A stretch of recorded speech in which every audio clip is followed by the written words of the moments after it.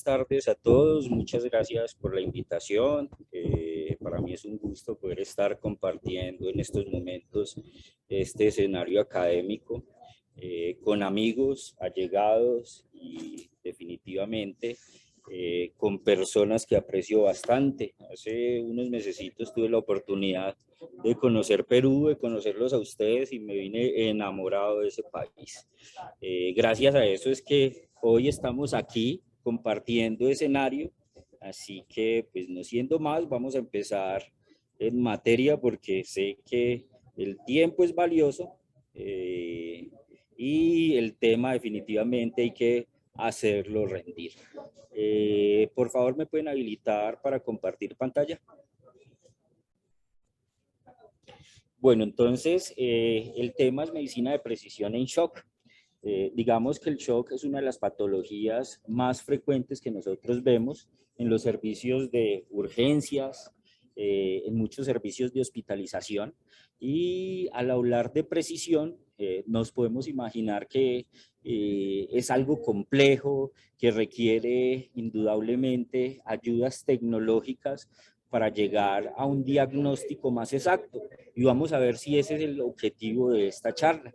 Entonces, al hablar de medicina de precisión, obviamente, para darle un contexto más práctico a este tema, vamos a poner un caso clínico puntual. ¿Listo? Y este caso clínico es una paciente de 74 años de edad que está hospitalizada en un día 4 posoperatorio de una colecistectomía laparoscópica. Esta paciente, a la valoración de enfermería, la encuentra desorientada, respirando mal. Afortunadamente, la enfermera es muy juiciosa y rápidamente le toma signos vitales. Esta paciente, como constantes vitales, tiene una estatura de 1,57 y un peso de 85 kilogramos. Entonces, las constantes vitales que encontró esta enfermera fue una presión arterial sistólica de 100, una presión arterial diastólica de 40, una media de 60, la encuentra taquicárdica con 120 latidos por minuto y una frecuencia respiratoria de 33, con una temperatura inicial de 36 grados centígrados, una saturación de 88% y a la valoración de Glasgow, mire esta enfermera lo juiciosa, hasta el Glasgow le calcula, ¿sí? Encuentra una frecuencia respiratoria de 13/15. Entonces, lo inicial que yo les quiero preguntar con este caso es si ustedes consideran que únicamente con signos vitales nosotros podemos clasificar a una paciente como severa, o mejor esperamos el reporte de laboratorios, las imágenes diagnósticas para hacer la clasificación de este paciente. ¿Ustedes qué creen? Entonces, en estos momentos, si nos pueden opinar, comentar, aquí estoy abriendo el chat y los escucho, los veo, ¿sí? A ver, ¿qué creen ustedes? Si necesitamos más datos o creen que con solo signos vitales podemos hacer la clasificación de esta paciente como grave, como crítica. Si solo con signos vitales vamos a comentar esta paciente a la unidad de cuidado intensivo o esperamos pues a que el médico tenga reportes de paraclínicos. ¿Ustedes qué creen? Pueden comentar, pueden opinar. Entonces, Rodolfo nos dice que, claro, los signos vitales pueden hacer un adecuado triaje. Entonces, esta es una paciente que está hospitalizada, ¿cierto? Y así es, Rodolfo. Es muy importante el abordaje inicial de los pacientes críticos que se haga con algo rápido, porque si nosotros nos ponemos a esperar exámenes de laboratorio, pues los exámenes de laboratorio son tiempo dependiente de que de todos los factores que influyen en la toma de este examen. Entonces necesitamos un auxiliar de enfermería que tome la muestra, necesitamos de una enfermera jefe que rotule esta muestra, necesitamos, si estamos trabajando en una clínica de tercer, cuarto nivel, necesitamos de un camillero que venga a recoger esta muestra y se la lleve a la bacterióloga al laboratorio.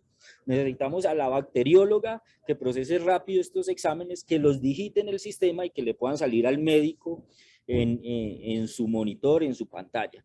Entonces, digamos que hablando de una buena institución, usted antes de una hora no puede configurar todos esos factores, ¿sí? Tocaría pues que se alineen todos los astros del universo para que esto confluya rápidamente. Es decir, uno antes de una hora, de 2 horas, no tiene reportes de examen. Y lo que pasa es que el paciente crítico, el paciente en shock, es un paciente tiempo dependiente. Por cada minuto, por cada hora que nosotros nos demoremos en hacer un abordaje, o es más, un diagnóstico simplemente de un paciente crítico, ese paciente se va a hipoperfundir más, ¿sí? Y acordémonos que la hipoperfusión es el sustrato para la muerte celular, ¿cierto? Entonces empezamos con disminución del flujo de oxígeno, con disminución del flujo circulatorio, y obviamente ese tejido empieza a tener metabolismo anaerobio. La característica del metabolismo anaerobio es que tenemos producción de ácido láctico, ¿cierto? Producción de hidrogeniones. Estos hidrogeniones se empiezan a consumir el bicarbonato, empiezan a generarse en radicales libres de oxígeno que empiezan a lesionar la membrana celular, ¿cierto? Entonces esta membrana celular lesionada asociado a una carga hiperosmótica intracelular, gracias a este aumento de lactato, gracias a este aumento de hidrogeniones, gracias a este aumento de bicarbonato, pues hace que la célula muera. ¿Por qué? Porque se rompe su membrana celular y sabemos que la célula sin membrana celular pues no es nada, ¿cierto? Entonces se empiezan a morir grupos de células. Entonces se empiezan a morir células en los riñones, es decir, las nefronas empiezan a disminuir en cantidad y ¿qué empezamos a tener? Una falla renal. Los hepatocitos empiezan a fallar y ¿qué empezamos a tener? Una falla hepática. El endotelio se empieza a activar y el endotelio activado, acordémonos que genera fibras que van a hacer que se atrapen plaquetas. Al haber atrapamiento de plaquetas se va a generar una reacción de activación plaquetaria y consumo de factores de la coagulación que van a producir microangiopatía trombótica, que es el caldo de cultivo para una coagulación intravascular diseminada. Es decir, por eso es que nosotros debemos correr al shock. Y una hora uno dice, no, pues no pasa nada, si esperamos los reportes que salen en una hora no pasa nada. No, sí pasa mucho. ¿Por qué? Porque eso es más morbilidad para el paciente, esos son más días hospitalizados un paciente y obviamente riesgo de mortalidad. Y lo que pasa con el choque es muy triste también, muchachos, porque digamos que el choque no mata inicialmente, lo que da es una harta carga de morbilidad, entonces ese paciente se demora 2, 3, 4 meses hospitalizado, hospitalizado allí en sus unidades, entra y sale del servicio de cuidado intensivo y tristemente después de 4 meses este paciente hace una embolia pulmonar, fallece agudamente, ¿cierto? Entonces obviamente hubo un gasto de recursos, hubo un sacrificio de la familia, y terminamos en la muerte del paciente después de mucho tiempo. ¿Por qué? Porque no actuamos, así está bien, porque no actuamos rápidamente con ese paciente, es lo más triste. Entonces, ¿qué ha pasado? Digamos que ya después del 2000, después de todo lo que hizo el doctor Rivers, con su reanimación direccionada a objetivos, que puede que los más viejitos que estén hoy conectados la conocen, pero las nuevas generaciones puede que no conozcan al doctor Rivers, pero él definitivamente llegó a cambiar el curso de la medicina de urgencias, el curso de la medicina de cuidado intensivo. ¿Por qué? Porque se empezaron a actuar bajo protocolos, empezamos a hablar de reanimación direccionada a objetivos y reconocer la verdadera realidad de un paciente en shock. Entonces, digamos que después de eso, Surviving Sepsis, que es el grupo de consenso más grande del mundo en el trabajo del choque séptico, empezaron a recoger evidencia científica y empezaron a armar sus guías.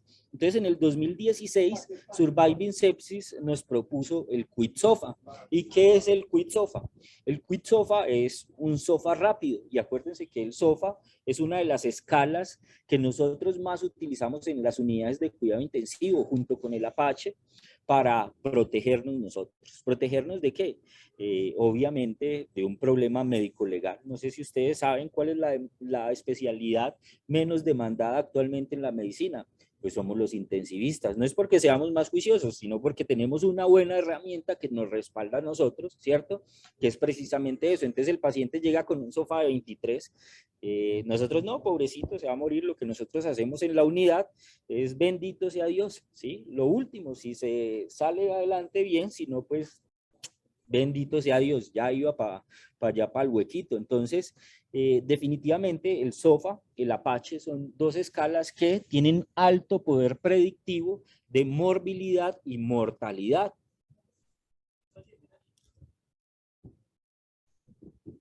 Pero, ¿qué pasa con el SOFA y qué pasa con el Apache?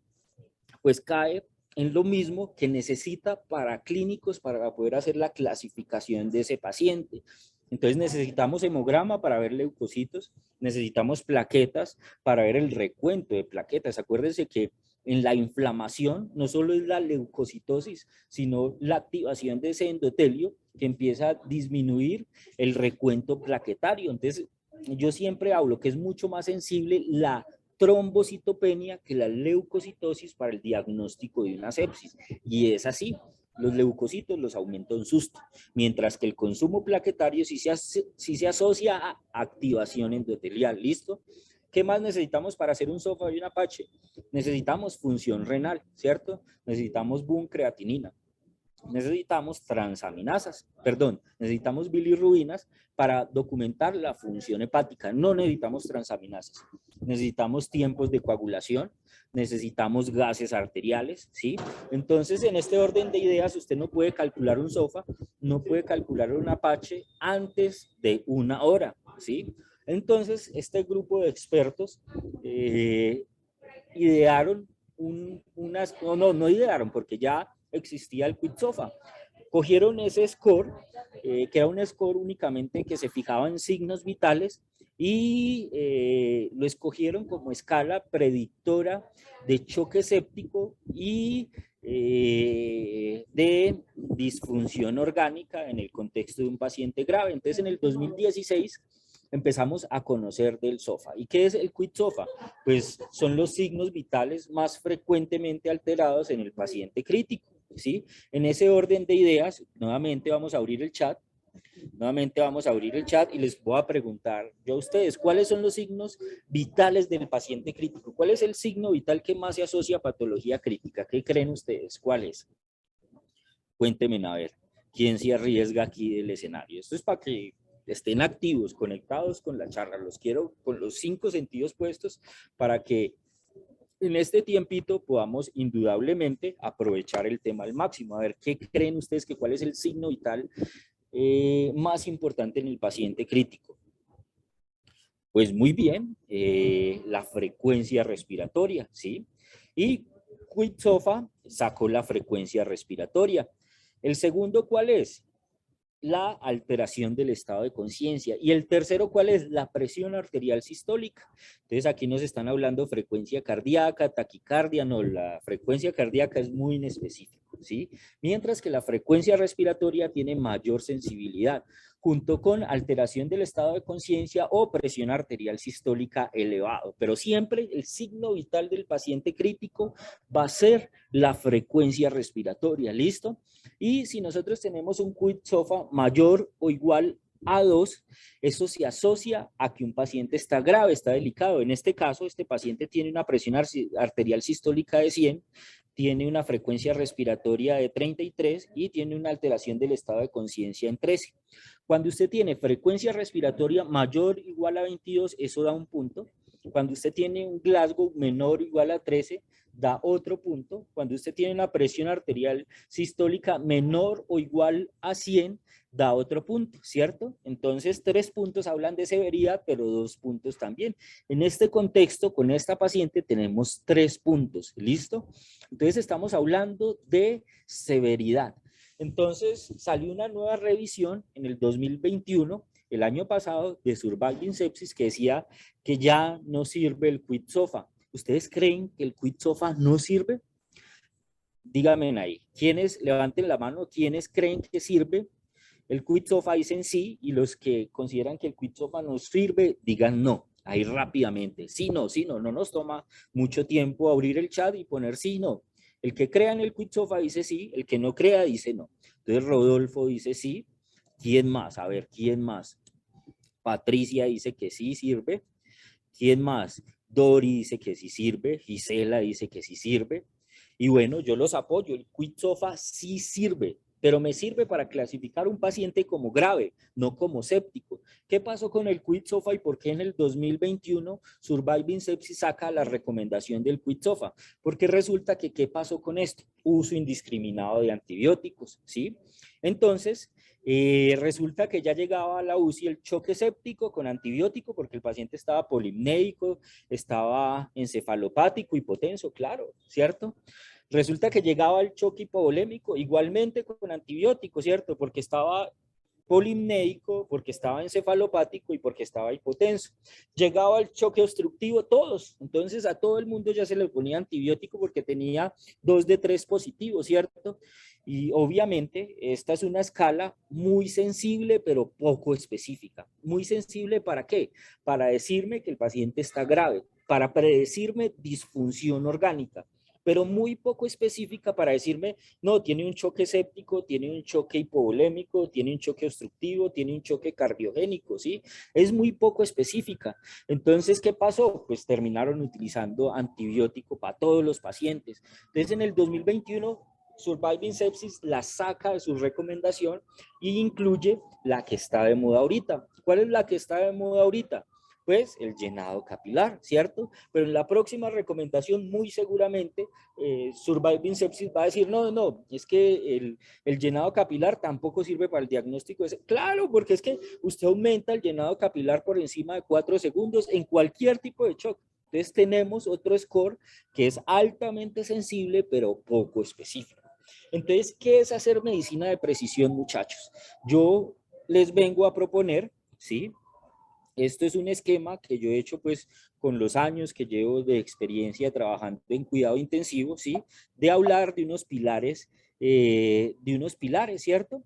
Y estos pilares son el primer pilar, un pilar clínico, el segundo pilar, un pilar paraclínico, el tercer pilar, un pilar hemodinámico y el cuarto pilar, un pilar ultrasonográfico. Estas son las alternativas que nosotros tenemos para hacer medicina de precisión. ¿Listo? Entonces me van a preguntar ustedes, doctor, ¿y si no tengo un ecógrafo, qué voy a hacer? No. Es que lo más importante para el abordaje inicial del paciente crítico es que usted tenga una agudeza clínica muy importante. Y hoy esa es la propuesta que yo hoy les vengo a hacer, agudizar ese sentido clínico en base a 7 signos vitales. ¿Y cuáles son esos signos vitales del paciente crítico? Pues el primero sería la frecuencia respiratoria, ¿cierto? Que es el signo vital del paciente crítico. El segundo, ¿cuál sería? Pues hagámosle caso al Quitsofa porque indudablemente es una escala importante, ¿sí? Es una escala importante que ya muchos profesionales de alto nivel se han dedicado a estudiar. Entonces, cojamos esos 3 signos vitales. Entonces, lo mismo, porque sirve. El Quitsofa sí sirve, muchachos.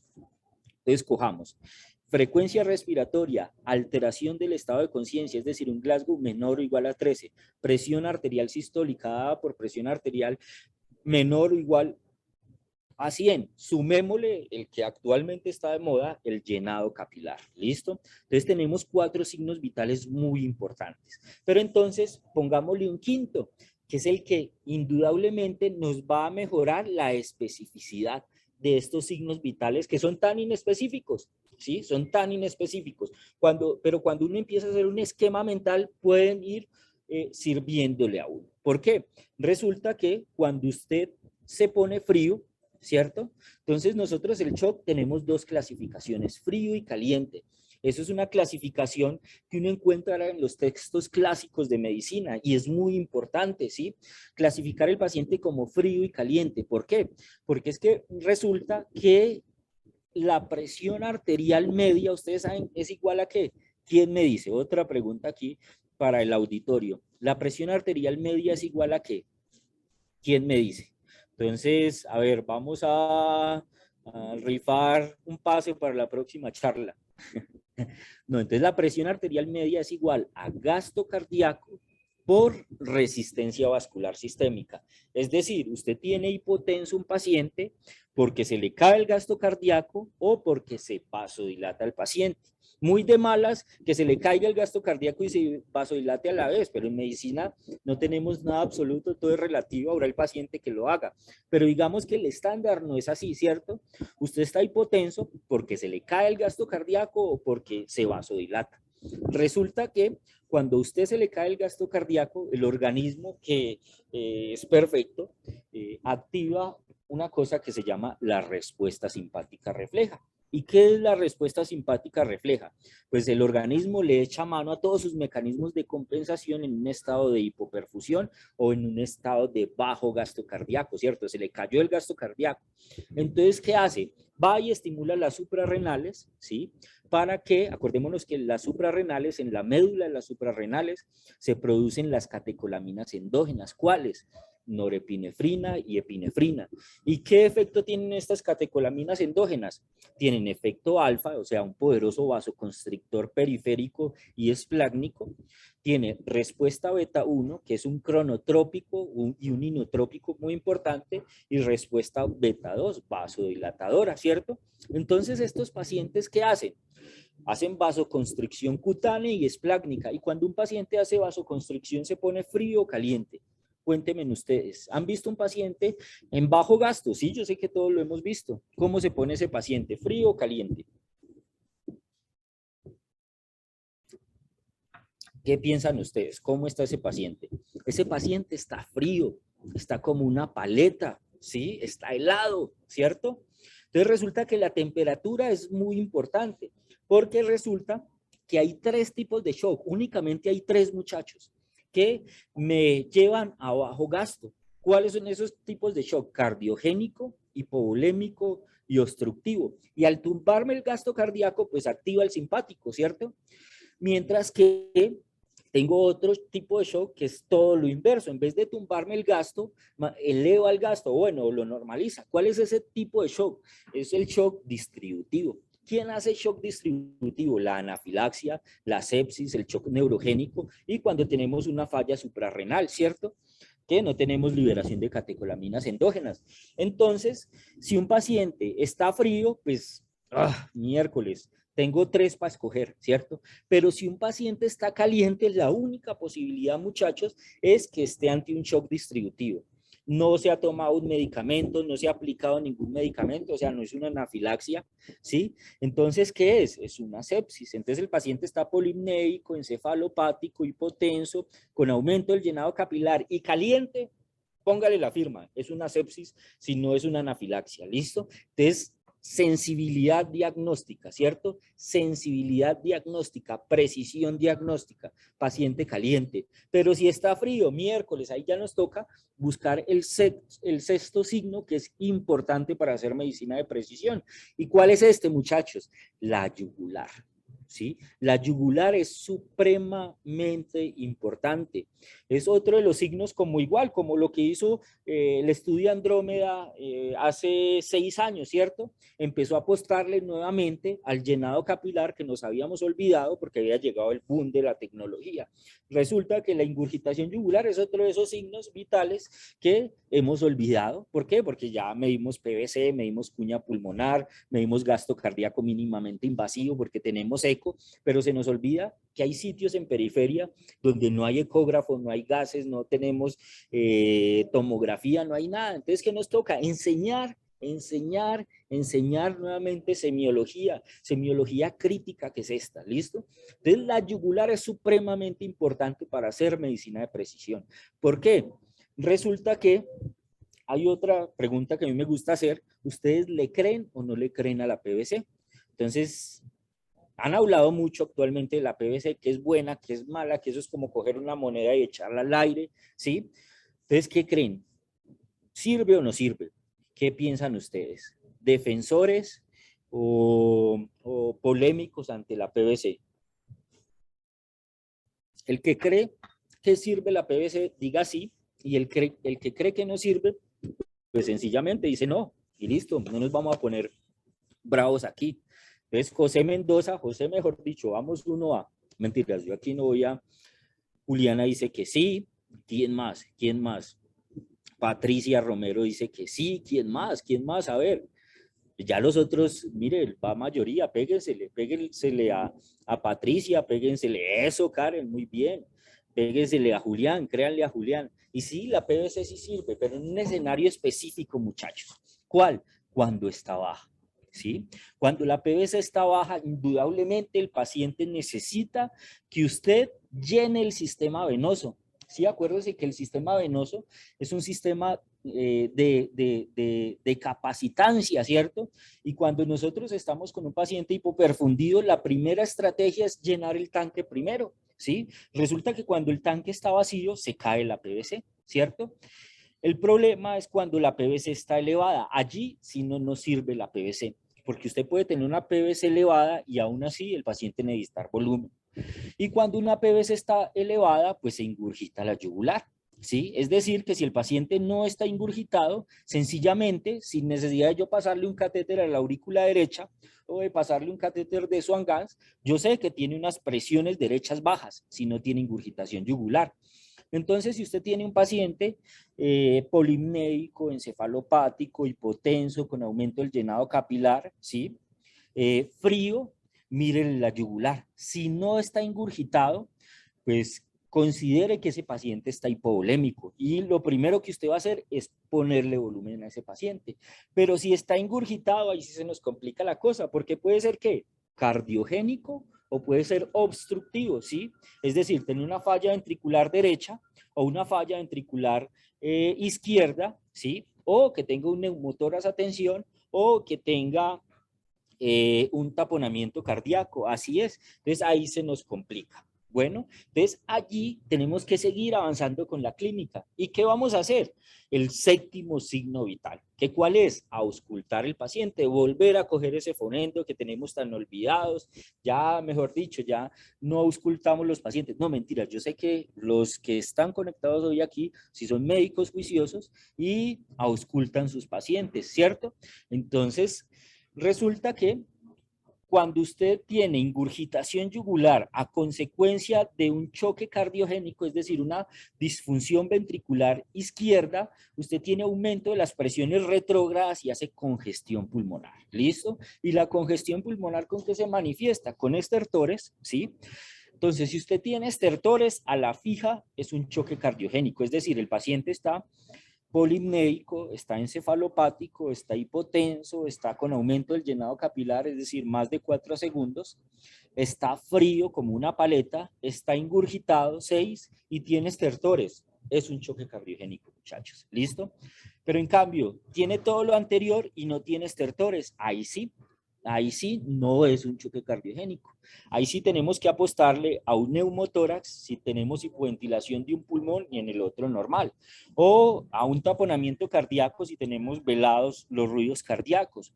O a un tromboembolismo pulmonar si la auscultación es completamente normal. Acordémonos que cuando hablamos de hipoxemia, ¿sí? Hay dos tipos de fisiopatologías que nos explican la hipoxemia. La patología por Shunt y la patología por espacio muerto.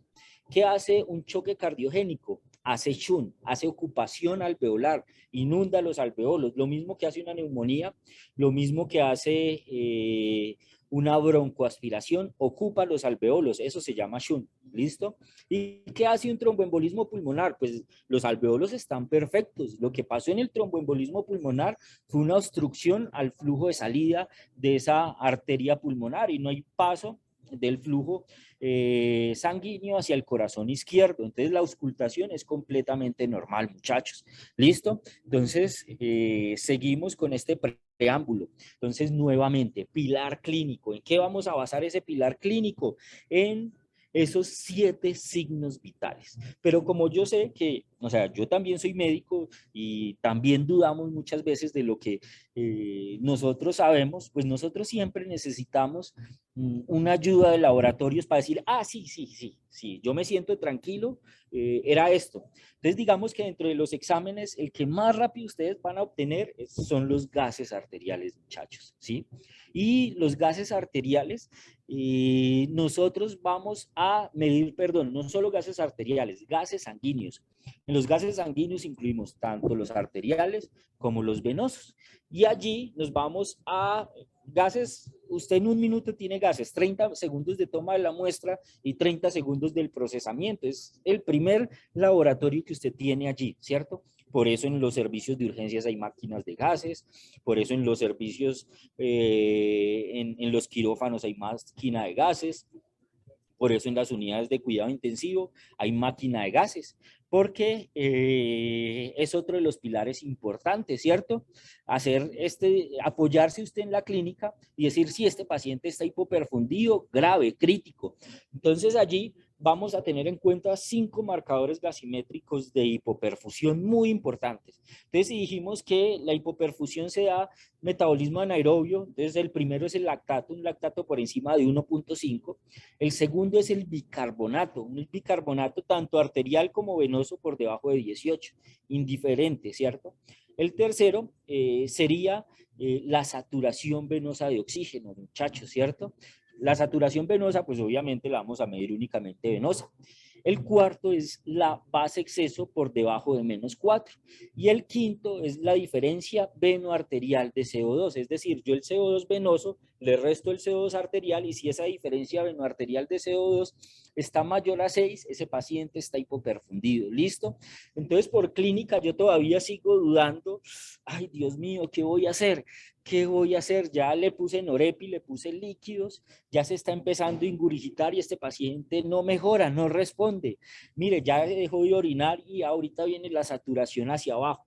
Allí ya no hay de otra, muchachos. No hay de otra y es hacer monitoreo hemodinámico invasivo o si usted tiene la oportunidad de hacer ultrasonografía, que cada vez está más frecuentemente en sus servicios, cada vez vemos, gracias a que la tecnología cada vez es más asequible, ustedes ya pueden tener, muchos de ustedes yo sé que hoy ya tienen un ecógrafo o en sus servicios ya tienen ecografía y pueden hacer ecografía dinámica. ¿Sí? ¿Qué nos hace la ecografía? No es que sea el cuarto pilar porque sea el menos importante, sino que en la actualidad sigue siendo el menos disponible, ¿cierto? Entonces, ¿qué nos toca echar en mano? A hacer monitoreo hemodinámico invasivo o a ultrasonografía, lo que usted quiera, en lo que más tenga experiencia, ¿cierto? Pero estos pacientes críticos no los podemos manejar a ciegas. Acuérdense que es el grupo de pacientes de más alta mortalidad que nosotros tenemos, muchachos, ¿sí? Y no podemos manejar estos pacientes a ciegas, ¿sí? Entonces, la medicina de precisión es precisamente apoyarnos en la clínica, respaldarnos en los primeros exámenes, empezar a hacer. ¿Y qué es empezar a hacer? Evaluación primaria. Y en la evaluación primaria no se nos puede olvidar volver a las bases, muchachos. A, posicionamiento de la vía aérea si el paciente está inconsciente, pasar una cánula de Guedel, una cánula nasofaríngea en caso de que tenga reflejo nauseoso. B, aumentar el flujo inspiratorio de oxígeno para una saturación meta entre 92 y 96%. El paciente crítico no puede estar saturando menos de 92. ¿Por qué? Acordémonos que en estos pacientes existe la balanza aporte-consumo, ¿cierto? Entonces tenemos un consumo muy elevado en todas las patologías críticas. ¿Qué voy a hacer yo? Aumentar el aporte para que continúe ese equilibrio. Si usted aumenta el consumo y disminuye el aporte, teniendo un paciente que sature poco, pues ese paciente se va a hipoperfundir a mayor velocidad va a montar más disfunción orgánica y va a tener más morbilidad, más días hospitalarios, ¿listo? Entonces es vital volver a las bases, muchachos. Hacer medicina de precisión es volver a creerle a los signos vitales. ¿Cuáles? Los 7 signos vitales más importantes del paciente crítico. Este paciente que les acabo de mostrar es un paciente real que tuvimos en nuestra institución, donde nosotros fortalecemos indudablemente el enfoque clínico de los pacientes y alguien nos dijo, desde triaje, este es un paciente que está hospitalizado, pero las enfermeras ya las tenemos altamente sensibilizadas a que hay que creerle a la frecuencia respiratoria, hay que creerle a la presión arterial sistólica, hay que creerle a el estado de conciencia, ¿cierto? Y obviamente que ellas hagan llenado capilar es un plus. Actualmente nos entrenamos en llenado capilar, 10 minutos nos demoramos, ¿cierto? ¿Cómo nos vamos a entrenar en aprender a medir el llenado capilar? 10 segundos hacen presión en una zona de irrigación terminal. ¿Cuáles son las zonas de irrigación terminal? Los pulpejos de los dedos, la nariz, las orejas, esas son zonas de irrigación terminal, pero queda muy maluco, señor, venga, yo le toco la punta de la nariz a ver si está hipoperfundido, o venga la oreja, no, que de pronto tienen problemas, lo van a hacer con el pulpejo del dedito, ¿cierto? Apretan 10 segundos allí, 1, 2, 3, 4, 5, 6, 7, 8, 9, 10, lo sueltan y cuentan cuántos segundos se demora otra vez en ponerse el dedito colorado. Cuando ustedes apretan por 10 segundos, están dejando ese dedo exangüe, sin sangre, ¿cierto? Y lo sueltan y si se demora más de 4 segundos, positivo. ¿Listo? Quinto, temperatura del paciente. Sexto, ingurgitación yugular. Y séptimo, auscultación de pacientes. ¿Listo? El monitoreo hemodinámico obviamente no lo van a hacer ustedes en los servicios de urgencias, pero con esos 7 signos vitales, créanme que van a ir a la fija con un paciente crítico y el intensivista, el emergenciólogo, o la persona encargada de los equipos de respuesta rápida de sus instituciones, indudablemente van a decir, uy, este doctor sabe medicina. Y no es que sepa medicina, sino que es que estuvo en la charla del doctor, no mentiras, no. Sí, eso es saber medicina. Nosotros estudiamos 7 años, 6 o 7 años de medicina general, más 3 o 4 años de especialización, no para olvidarnos de ver el paciente, no para olvidarnos de tocar el paciente, no para olvidarnos de auscultar el paciente y mucho menos de ver la yugular. Bueno, muchachos, esta es la ponencia que tenía yo hoy para ustedes. Les agradezco por la invitación, les agradezco indudablemente por este espacio, por permitirme hablar las locuras que promulgo, pero indudablemente debemos volver a las bases de la medicina. Se lo digo yo, una persona que tiene entrenamiento en Focus. Yo soy instructor de ultrasonografía en el paciente crítico, instructor del curso de la Universidad de Manizales, de este enfoque. Ultrasonografía, indudablemente, a mí la ultrasonografía me ha cambiado la forma de hacer medicina, porque digamos que cada vez son menos los pacientes a los cuales tengo que hacerle monitoreo hemodinámico invasivo, es decir, pasarle un catéter de Swan-Ganz, porque nosotros a través del monitoreo hemodinámico medimos el shock, evaluamos la respuesta, nos ponemos objetivos hemodinámicos a través de gasto cardíaco, presiones de llenado, resistencias vasculares sistémicas, índices de trabajo, pero lo bonito de la ultrasonografía es que usted puede ver el shock. Es el único método que nos permite ver el shock, pero obviamente la actual tendencia a hacer ultrasonografía del paciente crítico es nuevamente a volver a la semiología. ¿Por qué? Porque el POCUS no sirve si usted sabe semiología. El POCUS es evaluar esa sospecha clínica, o sea, buscar específicamente el crecimiento del ventrículo derecho, el crecimiento del ventrículo izquierdo, el aumento del diámetro de la cava, la pérdida del índice de distensibilidad o el índice de colapsabilidad de la cava, ver el aumento del EPP o el aumento del TAPSE o la disminución del MAPSE. Eso es ya teniendo usted la base clínica con esta medicina de precisión que únicamente son esos 7 signos vitales, muchachos. Entonces, si ustedes tienen ese enfoque, van a hacer medicina de precisión. ¿Listo?